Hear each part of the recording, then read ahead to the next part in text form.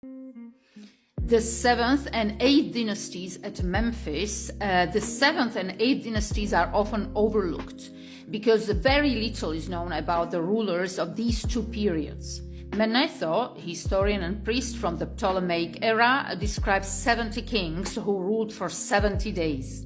This is almost certainly an exaggeration meant to describe the disorganization of the kingship during this time period. The 7th dynasty may have been an oligarchy comprising powerful officials of the 6th dynasty based in Memphis who attempted to retain control of the country. The 8th dynasty rulers, claiming to be descendants of the 6th dynasty kings, also ruled from Memphis. Little is known about these two dynasties, since very little textual or architectural evidence survives to describe the period.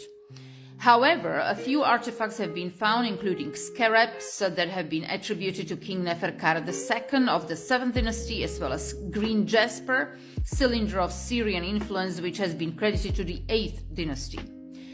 Also, a small pyramid believed to have been constructed by King Ibi of the 8th dynasty has been identified at Saqqara. Several kings, such as Egetyonu, are only attested once, and their position remains unknown. And there is a rise of Heracleopolitan kings sometime after the obscure reign of the 7th and 8th dynasty kings. A group of rulers arose in Heracleopolis in Lower Egypt. These kings comprise the 9th and 10th dynasties, each with 19 listed rulers. The Heracleopolitan kings are conjectured to have overwhelmed the weak Memphite rulers to create the 9th dynasty, but there is virtually no archaeology elucidating the transition, which seems to have involved a drastic reduction in population in the Nile Valley. The founder of the 9th dynasty, Actoes or Actoi, is often described as an evil and violent ruler, most notably in Manetho's writing. Possibly the same as the Vahkare Kheti I, Actoes was described as a king who caused much harm to the inhabitants of Egypt, was seized with madness, and was eventually killed by a crocodile.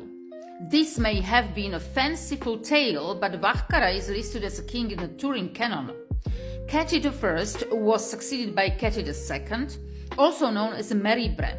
Little is certain of his reign, but a few artifacts bearing his name survive.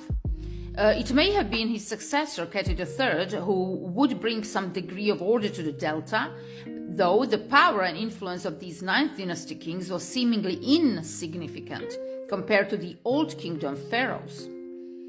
A distinguished line of nomarchs arose in Siut or Asyut, a powerful and wealthy province in the south of Heracleopolitan Kingdom.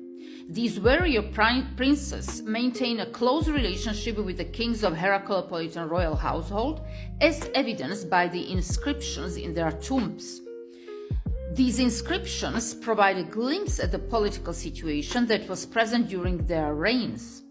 They describe the Siut nomarchs digging canals, reducing taxation, reaping rich harvests, raising cattle herds, and maintaining an army and fleet.